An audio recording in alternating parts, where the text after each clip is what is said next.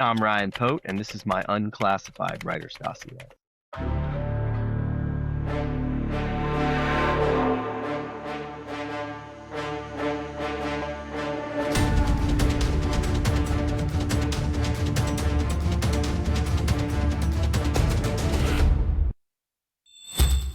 Right along with you.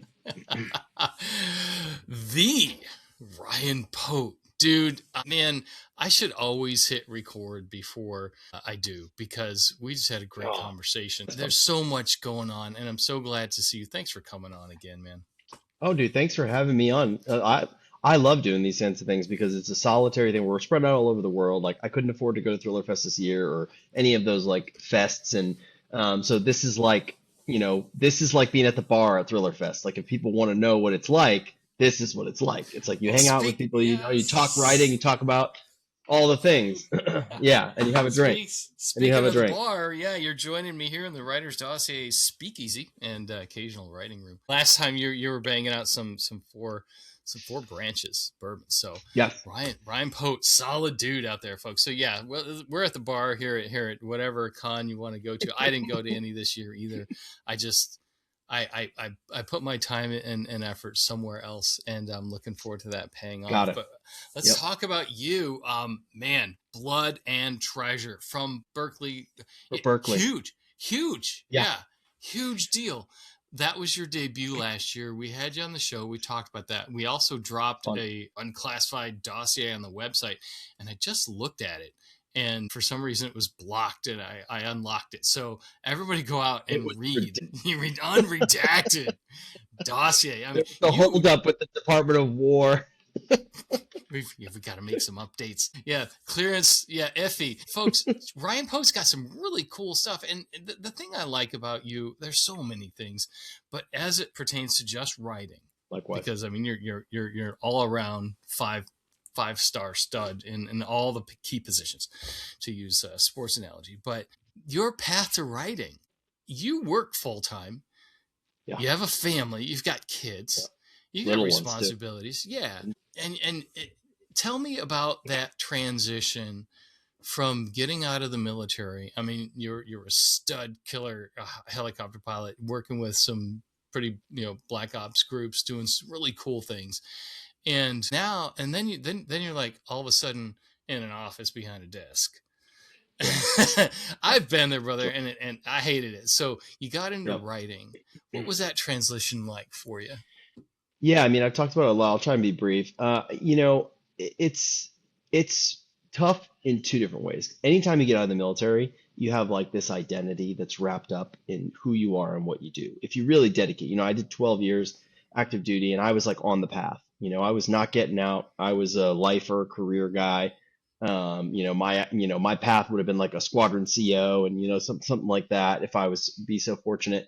But I also had kind of got pigeonholed into this counter narcotics mission, and it was a small niche mission. So I got a lot of training, and I was like one of the instructors for it. Like, so I was going to just, had I kept going with that, I probably would have been, doing it when, I was doing it before it was cool. Now it's like front page news, but yeah, I mean, that mission is big time now. And so I would have had a pretty good career with it. And I got really good at it. I became a professional in what I did in every facet of it. And I was super proud of what I did, and loved taking care of my people and being that expert, someone who doesn't even need to go and study something but you do anyways. But I mean, it like the back of your hand.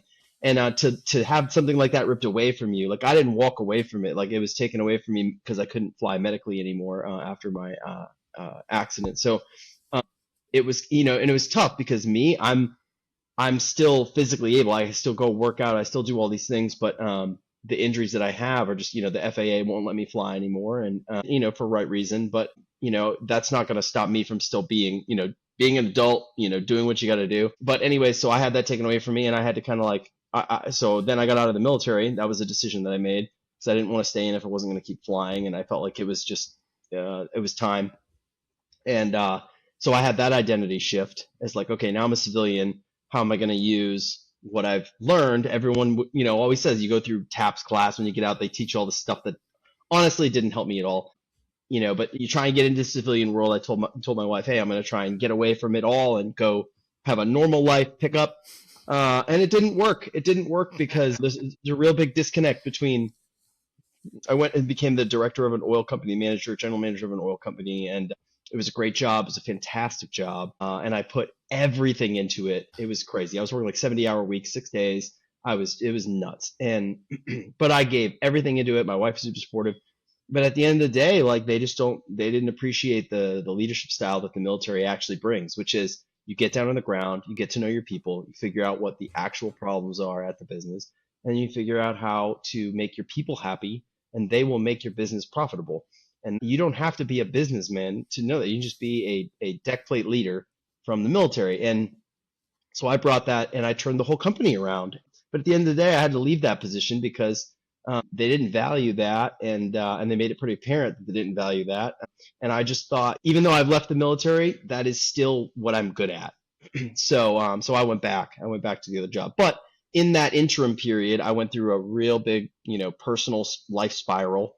And we tried to have kids all throughout the military, couldn't. 6 years, they can't have kids, kind of stamp, and so we gave up. And then while I was learning how to write for myself, like doing journaling for get through PTSD, we ended up getting pregnant. And I started to look at my life and be like, okay, I don't know what I'm doing.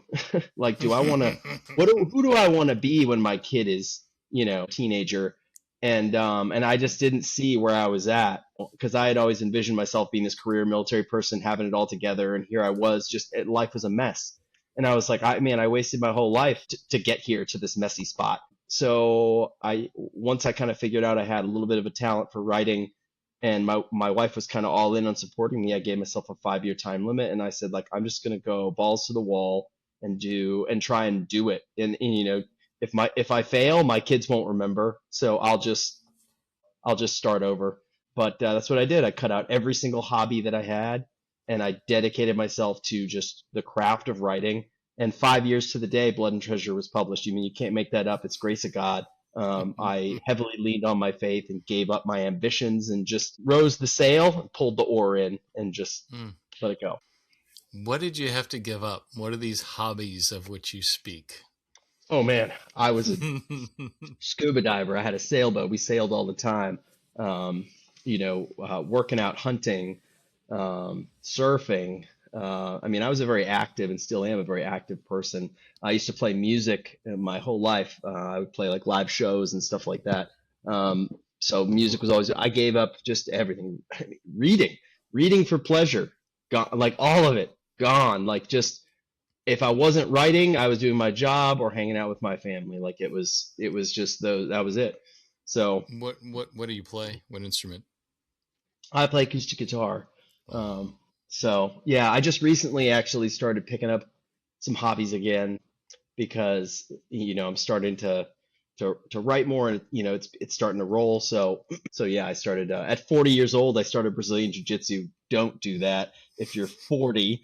My son, the same. Yeah, my 5-year-old loves it. So I was like, well, I got to do it now. So I started doing it, and man, I've done, we've all been in the military. I've done some form of mixed martial arts at some point in my life, but I'd never done jiu-jitsu, and man, it's awesome. But I do not start at 40. And then I started playing cuff yet?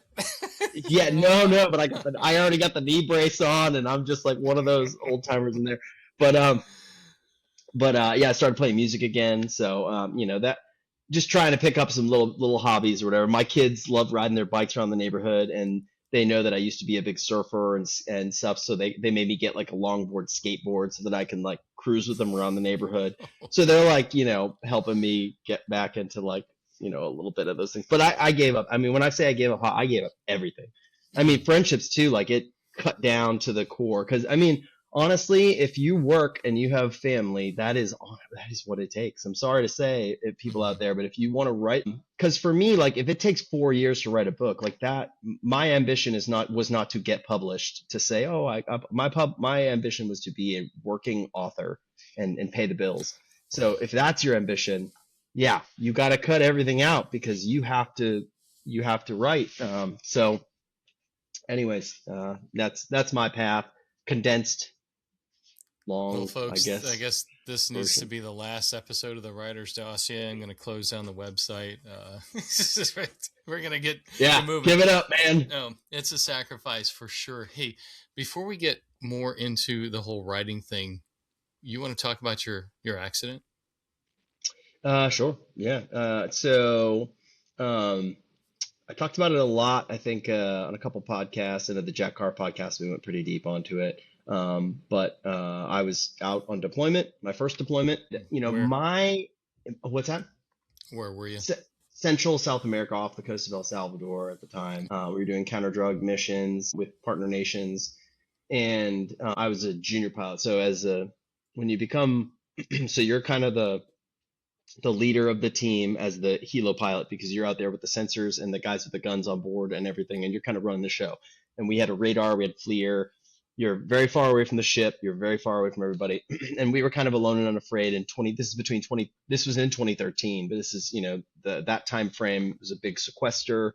We were the only ship down there, and so I was out as a junior pilot. And so when you're your first deployment, you're the junior pilot, and when you come back from mission, you're studying because you're on the job training constantly to make aircraft commander and mission commander.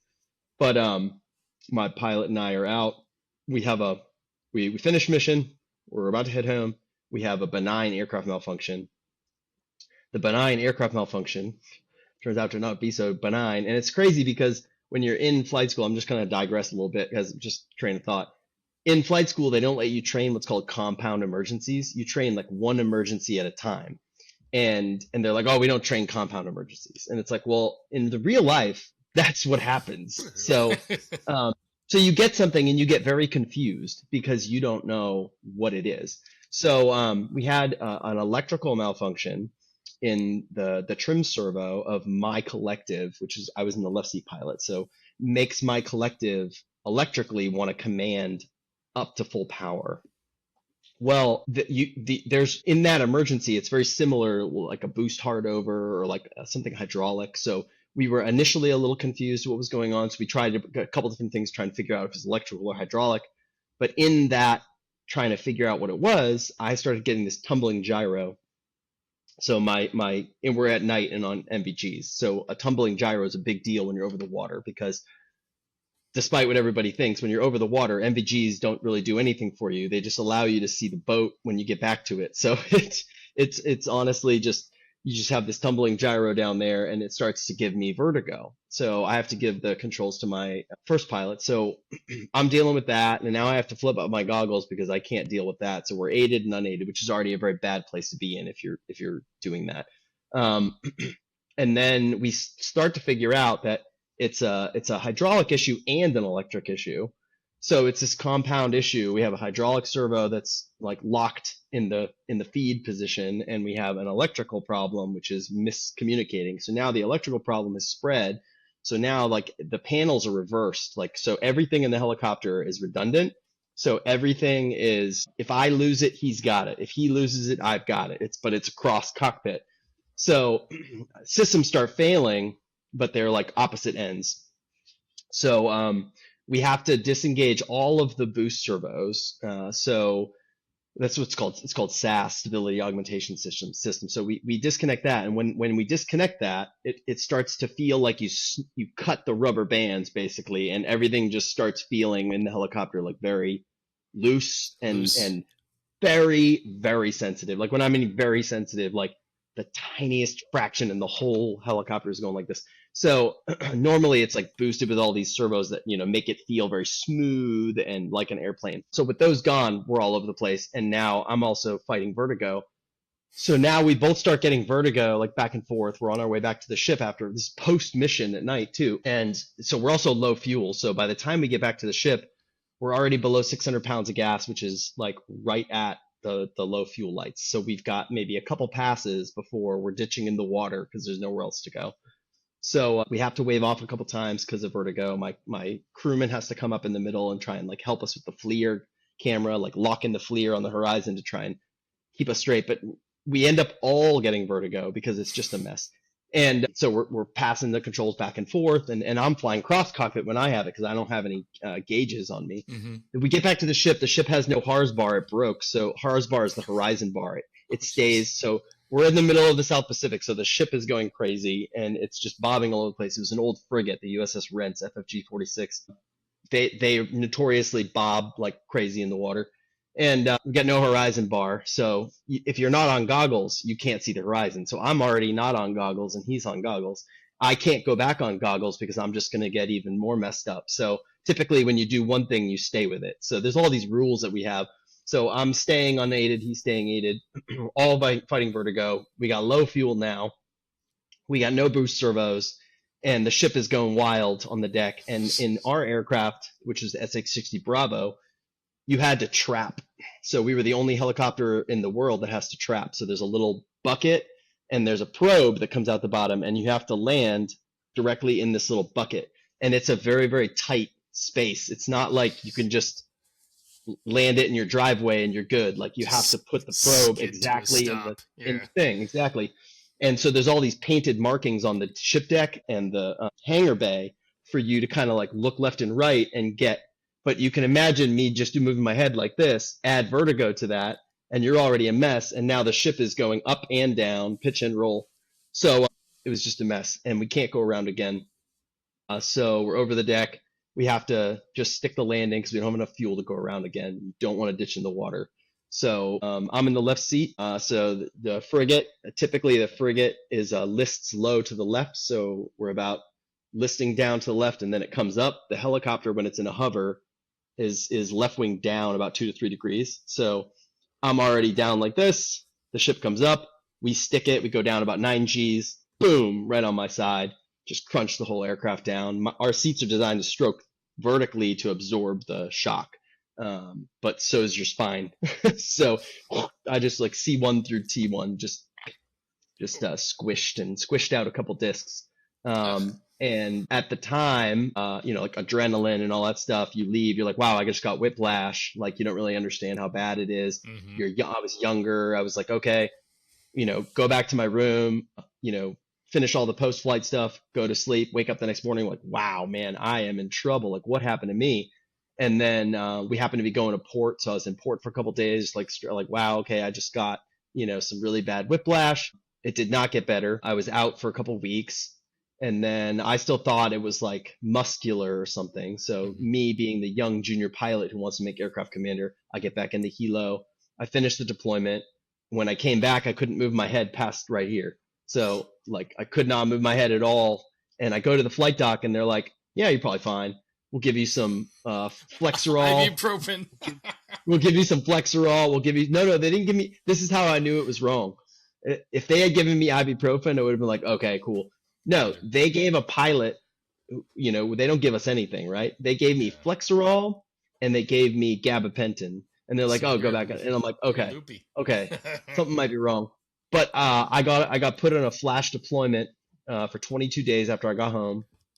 I made aircraft commander, mission commander, and they were like, we need you to go. Like, you're the only one qualified. This is going to set you up. Like, if you do this for us, when you come back, you'll be good. And I'm like, okay. So I went down and I did this whole deployment and it just effed my neck up so bad.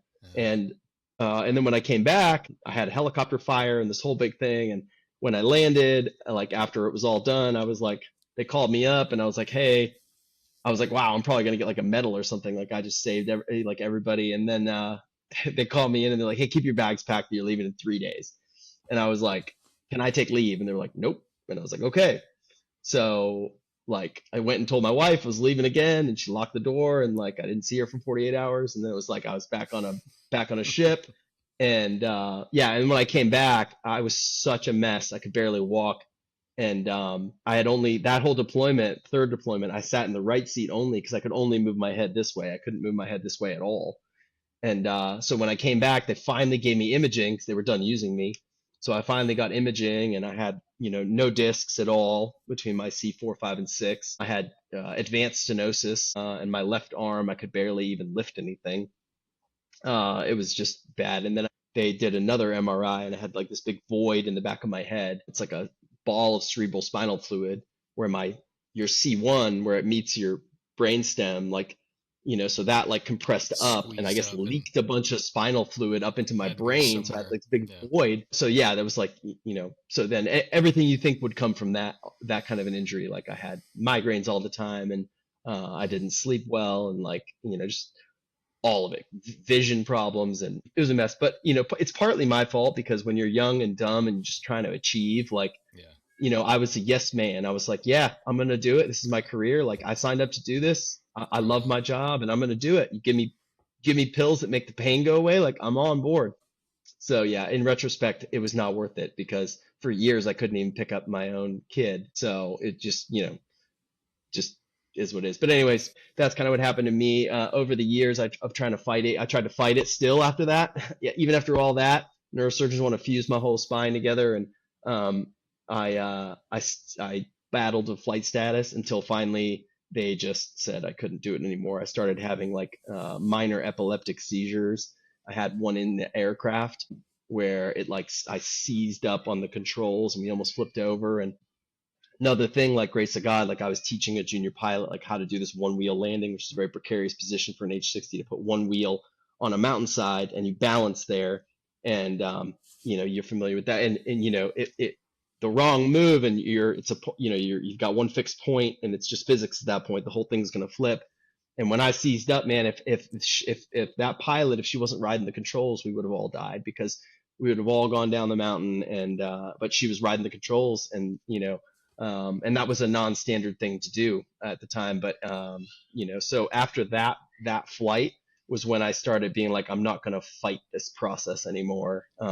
I'm just gonna, whatever they think is best, because I couldn't get back in the helicopter and look those 19-year-old kids in the eyes who was like, oh yeah, Mr. Pote, he's Mr. Confidence. Like I was not anymore after that because I had nothing to do with that. That was completely out of my control. So after that, it started to get bad. Like I would get in the helo and like I started, smelling like everything was burning all the time, and I'd be like super paranoid that we were having some kind of electrical fire, which was the source of my fire, like way back, and weird stuff started happening like that, and I just completely lost my confidence. Like it was one of those Top Gun moments where Cougar turns in his wings. It was like I never turned in my wings, but I was just succumbed to the process and just let it happen. If they didn't think I was fit to fly, then I wasn't going to fly. Put Hanging everybody's life at risk. Hanging on too tight, lost the edge. Hanging on too tight. Yeah.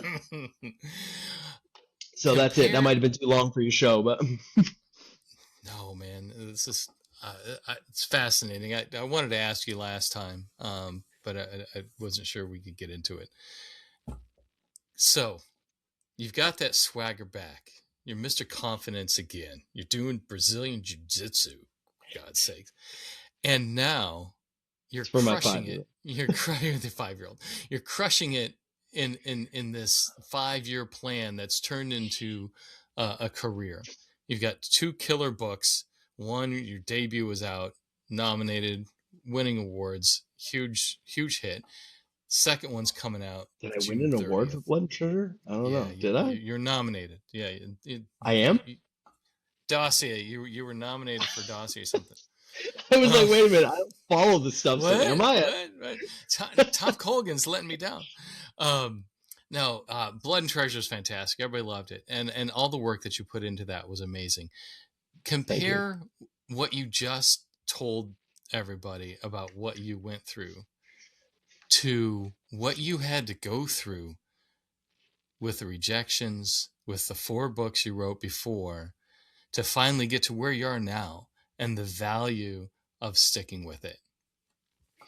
Oh, wow. Because you were turned down. I mean, you were all in. All chips were in. Yeah. You had gone through the experience that you just told everybody about, and now you're faced with rejection, failure, confidence, but you stuck with it. I think I went into writing, watching interviews like this, watching authors like Mark Graney and Don Bentley talk about their start of their careers, and had a very firm understanding that my first, possibly my second, possibly even my third book were not going to be published. But I had to give them everything. So with that knowledge in hand, I went into it with a very realistic approach that like, okay, I have to keep going. I have to keep writing a book. And that's why I gave myself 5 years, because I figured it takes a year to write a book, 5 books, 5 years. Turns out I can write a book a lot faster than that. So that helped me a lot. But, so I went into it with that approach. But for me, it was also therapeutic and I loved it. And my process evolved not because of what other people were doing. My process evolved to fit my life. Because if I was like on this mission to write 5 books, and let's say I failed, at writing these books, or let's say I all 5 of them got published, and the best thing that can happen, right? If at the end of the day my wife was ready to leave me, my job was ready to fire me, and I had nothing else going for me, like what would I have achieved? So I really wanted to make sure that anything that I add, my process, I treated it like I was a professional aviator. And I said, okay, if this is not increasing productivity or efficiency, then it's gone. And I got to adapt and find a better way to do something. So I would try out something on I was writing with the first book, and I'd be like, that didn't work. That worked. That saved me a lot of time, or I spent a lot of time on this. If I did this earlier in the process, so I was constantly refining it, and I whittled it down to a very efficient creative process. Now, creativity is a flowing thing, but the process got very efficient for me, where I could do it with my life, and nobody even really knew I was doing it because I made it work with my life. So, and that's where like the hobbies had to go away and stuff like that, because I dedicate, the only time I could do it was before work. So I had to wake up at 4:30. I had to be on point. So that means I had to go to bed earlier. So that means I had to, the time with my wife was going to be earlier, or the time with whatever to do stuff. Mm-hmm. So hobbies had to go, and I had to make new priorities. So that's how it worked out. I think I trailed off from what the original question was. I'm so sorry. I forgot. How tough was dealing with all the rejection? Oh, yeah. First, Thank you. You lost an agent. You had rejection letter after rejection letter. I mean, yeah. the query hell that writers go through. Yeah, learning how to craft a story, all that. Yeah. So that part was fun. Like the learning how to write a story, and then finishing a story, writing another story, and then looking at my old story and being like, I know exactly what I did wrong. Yeah. One of the best things that I think I did was going back and rewriting those old stories with my new knowledge, because it gave me this like editor's perspective a little bit. Okay. And it helped me, I think, going forward. But the rejection is part of the process. It tests you. There's nothing, anything that tests your, whatever it is, your faith, your determination, how much you want something, whatever tests it, you're really going to find out if you want that thing or not, or how grounded you are in that. So getting rejected, are you thinking, what's your mindset? Are you like, oh, well, these people don't know what they're talking about? Or are you or is your first thing like, what did I do wrong? Why did my query letter not get read? Or what's wrong with my book? And if you can be honest with yourself, eventually you start to answer all those questions. And now, like, I haven't really talked about this a lot, but a lot of my close friends will send me query letters since I've been published.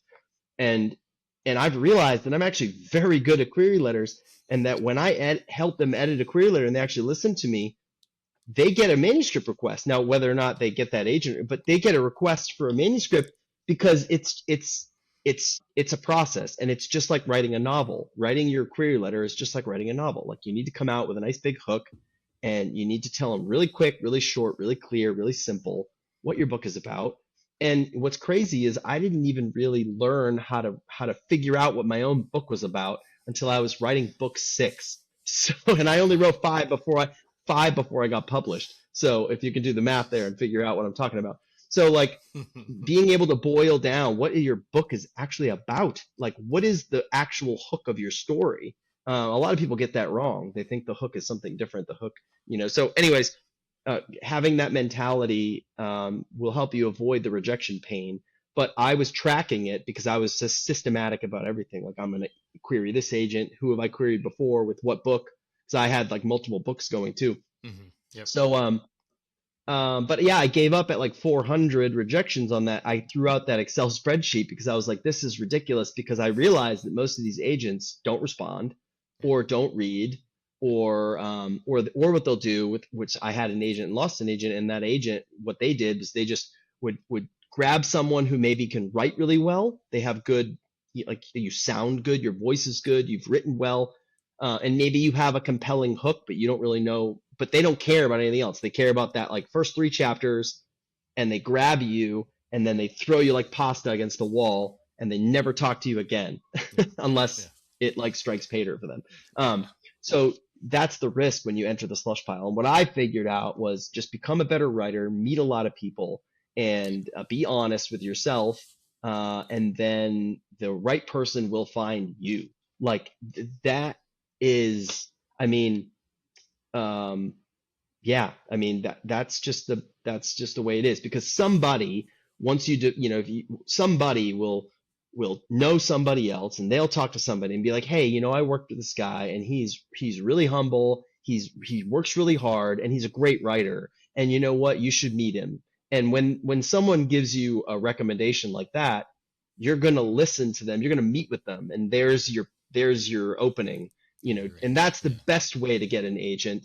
Not banging on their door. And also, I say this too, like not finding other authors just for what they can give you. Like, Yeah. hey, read my book, or hey, get me your agent, or something like that. No, no, no, no. Like, you want to be a better writer first, and work with that person for like a year, show them your work ethic, show them what you're doing, and then that person will likely step up for you, because they'll realize that you, out of the other 100 people that have asked them to read their stuff, have not asked for any of those things. Um, and that's just being real. That's not like gaming. That's just being a real good person. So, yeah. Yeah. I mean, that's not always rewarded in this culture, but in the No. writing community, yeah, it can certainly help you be a better person, be a better writer, everything. No, I love it. Yeah. So, when did you know you were going to write these type of adventure books?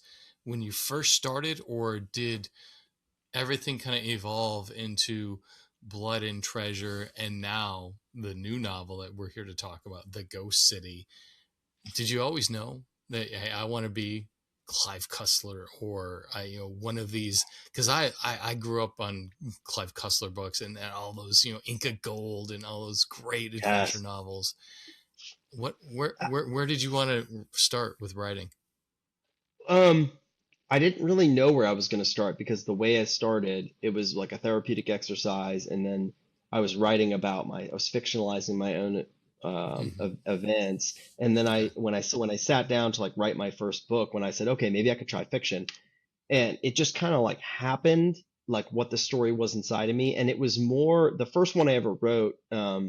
Ironically, I'm going to put a plug in here. There's like this whole big contest that I just launched today for the Ghost City, that is like a fully vertical meta kind of experience, that augmented reality cover. There's codes inside the book that unlock the cover, that unlock the website, that give you know, check it out. But everybody who does it gets a free ebook, and it is the first Ethan Kane book I ever wrote. It's been rewritten like 6 to a dozen different times. But you'll get to see the first thing that I ever wrote. Much rewritten up to my standard now, but largely unchanged in like the plot. And what it ended up being was like, this character who was injured in a helicopter crash, who was set in the counter narcotics, like world. And that's kind of where he was born out of. And it was definitely an adventure. When I was writing it, it definitely pulled from all those Cussler veins, because I grew up reading Cussler as well, like a lot. And I didn't try to make it anything. I just did it. And it had like a little bit of a sci-fi element to it. It just had all these little things. I read a lot of Michael Crichton, and I just realized that all these influences that I read were coming out in just this story. I wasn't trying to do anything. I was just trying to write the story that I thought would be cool. And but that book is a little bit different than like what Blood and Treasure ended up being, because Blood and Treasure ended up having like all these elements to it that uh I guess are kind of like from that I tried to carry on in the Ghost City. They're kind of like the hallmarks of what those kinds of thrillers are.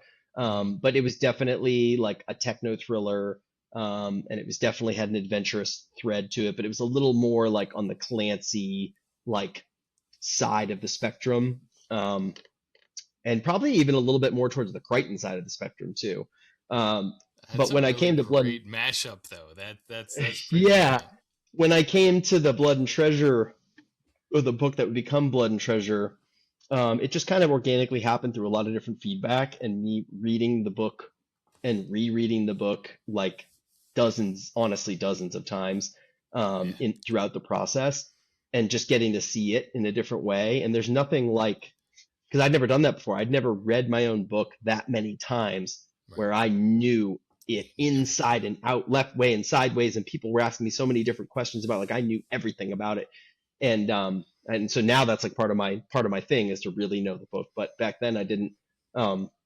So I ended up seeing it in different light, and I saw different themes that I could kind of pull out. And because they when Berkeley wanted to buy it, before Berkeley actually, when my agent finally took me on, he saw that book as being like a series, and he was like, "How can you like imbue this thing with the whole feel of like what could come after it?" And so Mhm.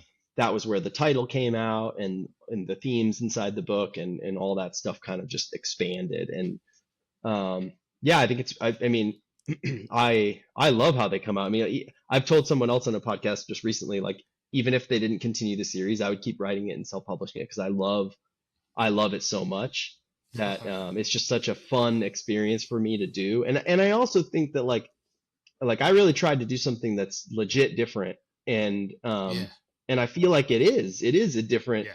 different kind of It's book. a mashup, And but definitely. yeah, but I love that stuff, and I didn't think anybody was doing it. So it excites me when I write them, and anytime I can find ways to put these like places that no one's ever heard of before, and Yeah. weird tech things, or weird historical things, or weird transnational criminal things together, and weave them into a cool story. I think that is so much fun to Yeah, do. And yeah. like every time I find something that nobody else has kind of really done mainstream, I get so excited. And I'm like, how can I fit this in somewhere? No, our pal Brad Thor does a lot of geopolitical stuff, but it Yep. is also someone's like, where are we going in this book? Where in the world are we headed? I Yeah. love what you've done, and you're back Thank you. at it with Ethan Kane in the Ghost City out June 30th. Dude, what's going on with Kane this time? Okay. So the Ghost City is a whole new standalone adventure set in the world of Ethan Kane. So I didn't want to do um, everyone. It would have been very easy for me to just take the Mojda character out of the book, put a new spy person in there, and then just like call it a day and switch the locales, and boom, you got another Ethan Kane thriller. But I really pushed to have it not be an Ethan Kane thriller. I wanted it to be a blood and treasure thriller because I wanted the world, the universe to have like a feel instead of like this one character. Don't But then slip into being formulaic, man. That's a first yeah, well, I kind of wanted I to do drop. both though, because I wanted to Yeah. boil it down, like what made Blood and Treasure like a unique thing. So I got all the elements. I kind of, there was like a futuristic kind of technological element. There was a geopolitical element. There was a historical mystery, or something in the deep past that was kind of connected to the future. Yeah, There were that's okay to be formulaic in that respect, but I yeah, mean, yeah, yeah. don't be predictable to where Oh yes, yes, yes. So there you right. are, and now you have So to go in off the on it. yes, because I hate that when I start reading an author that I like, and I'm just like, man, I've got one in by mind. book Yeah, three, you're like, everyone has them, and I can yeah, see how easy it is to fall into that. yeah. It's a trap. And to be honest, that the publisher wants that too. I mean, I've recently started joking that when I told them what I wanted to do, they gave me enough rope to hang myself, and I decided to just bungee jump with it, because that's like my new favorite line. Because it's the truth. I was like, nope, I want to do something like so opposite of Blood and Treasure, but give you the exact same experience that you had when you read Blood and Treasure. But I want everything to be different, from the Yep. structure of the book, the way it's laid out, the way it builds, all of it. And so I literally took it to my whiteboard, and I was just like, how can I do this in a complete opposite way? So whereas Blood and Treasure is like a gang drama, in a way, This one's the Ghost City is much more of an Ethan Kane centric book.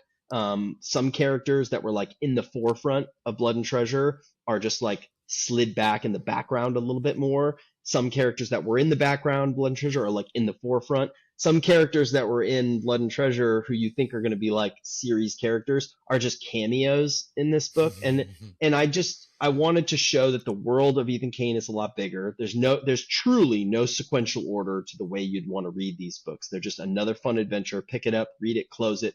Loved it. Yeah. But for the people who continue reading the whole series, like I'll give you more information, or different information in every one about the depth of each character and relationship dynamics and stuff like that. So anyways, the Ghost City basically kicks off in Antarctica, as far away from the desert regions that I could get, and much like Blood and Treasure, there's an international mysterious incident that is going to kick off the book. So there's the station chief of McMurdo, Felix Gray, and he's shown up to this site where everyone has disappeared. You find out that they've been swallowed up by these giant holes opening up in the western Antarctic ice sheet of Mary Bird Land. And they are recovering some kind of laptop that the research team had out there. And there are these tremors that are plaguing the ice sheet, and they're very concerned about it. They take off in the helicopter, and they see, like, in the matter of just the time it took them to get there, that there are just hundreds of new holes across the ice sheet. They're dotting the landscape. They're the size of baseball stadiums, and they're just going all the way down through the ice. And and they have no idea what's happening. But you know that this laptop has something to do with it. They're evacuating the Mary Bird Land, and it's this big international incident. So that's how the book kicks off. And then we cut to Ethan Kane, and he's in Vietnam on the Mekong River. And you kind of get to see a little bit of kind of like what he does. So he's not like on a treasure hunt or anything. He's just doing his normal job. He's got a different new character with him, Ian Rutledge, and they are mapping the Mekong River. Meanwhile, there's a whole other thread that slowly builds with some sand trafficking, some bad guys. We introduce you to the bad guys right off the bat. We tell you they're the bad guys. They're the bad guys. And that was kind of different for me to do too. Instead of this mysterious, like, who is the bad guy? Like, no, this is the bad guy. But what is going on is the big mystery in the story, and how it all ties together. So they're trafficking some sand in the upper Langkang River, which connects the Mekong Delta. There's a huge ecological catastrophe. The river completely diverts, and the entire Mekong in Vietnam dries up, and it diverts itself down west of that, causing destruction and havoc like a reverse tsunami. And meanwhile, the 50-foot plus deep Mekong River dries up. Ethan Kane is, left on the bottom of a dried up riverbed, and in front of them, they see, besides a bunch of boats laying on their hulls, they see this object standing 30 feet out of the sand, and it ends up being a boat, an ancient Mongol ship, and inside are two lost journals from Marco Polo. And Marco Polo famously did not write his own book Travels. It was ghostwritten by Rustichello de Pisa in prison. And when Marco Polo was on his deathbed, he said, I did not write half of what I saw, for I feared I would not be believed. So that's where we're going with this. So Ethan Kane follows these journals to ancient Mongolia, to modern Mongolia, in a quest that spans the globe, spans history, spans time, technology. And it's going to take him as far as Antarctica, where he's going to meet with the edge of memory, and he's going to see just how steep the drop is. Yes. Let's leave it there. Folks, I have goosebumps. You're watching on YouTube. The Ghost City. It was really fun to write. Yeah. And I love how you set it all up, and I love the pitch too, but just how you can kind of see everything so different and so weird, but then converging in an Ethan Kane kind of adventure. So breaking news here, I guess it was released just recently, but I want you to be the one to talk about briefly the Cussler Foundation or the situation they have there. Clive Cussler, legendary, fantastic guy.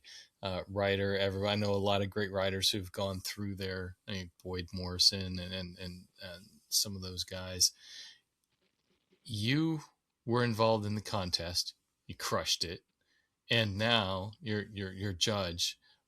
Tell us the third leg of that Clive Cussler stool for us.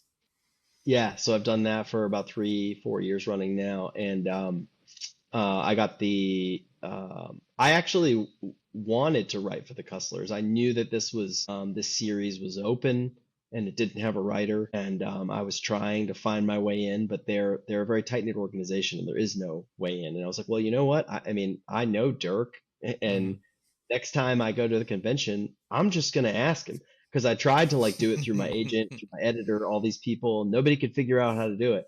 And I was like, okay, well, I'm just gonna ask him. So I went. But before I could ever ask him, he had already read Blood and Treasure. He'd already known me. He read earlier books that I'd written in the contest. And he actually blurbed Blood and Treasure before it ever got sold to Berkeley. So yeah, he asked me, him and his sister asked me if I'd want to throw my hat in and write for the Custlers. I had about 3 months, 3 to 4 months of honestly very difficult auditions. From coming up with the idea to getting the characters right. What I can say is the Custlers are extraordinarily protective of their father's legacy and the properties that he developed, and that's good, and fans should like that. It's not like I got tapped.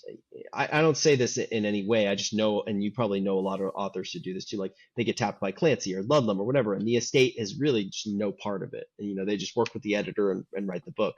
That is not the case here. So it was a very lengthy process. It was probably one of the most difficult things I've ever done as a writer because I really and I didn't get it right the first time. I had to rewrite and rewrite. We're talking rewrite like 60, 75 page intros to a book because it wasn't. I didn't get the characters right, or I didn't get the tone right, or and sometimes like completely rewrite, like trash, and not just Start over. change. Yeah, like completely different idea. So it was a tough, but I got it, and I got the call Christmas Eve from Dirk right before this past Christmas that I am the new Sam and Remy Fargo co-author for the series. So I got to write this book. It's already done. It's already turned in. It's Fargo number 13, and it is the long-awaited title, The Serpent's Eye. I got to write it from scratch. There was nothing like that I, fixed or cleaned up. All they had was a contracted title for The Serpent's Eye. The book has been on pre-order for like 6 years now. So so I was like, you know what? I'll write a story that works into the title. So I did that, and it was a lot of fun. And like if you're fans of the series, you're gonna love it. If you're not a fan of the series, but you've read me before, you're in good hands because the Custlers let me take the true characters and the true series. I mean, I read and studied all the ones leading up to it. We picked up right where the other ones left off, but they let me bring what I do in Blood and Treasure, what I do in the Ghost City, those kinds of the way I write those kinds of stories. They let me put that into the story, so it is one hell of a ride. And yeah, people are gonna love it. And for fans, fans are really, I think, gonna like that we built into the story why the Fargos have been on hiatus for 6 years. So the fact that there hasn't been a book for 6 years is kind of built into the plot. So there you have it. Do we have a pub date on that yet? it's TBD 2027. All right, there you go. So you got Yep. some time, but pre-orders are open, and this time there's a book. So this time there's a book. Yep. So happy for you.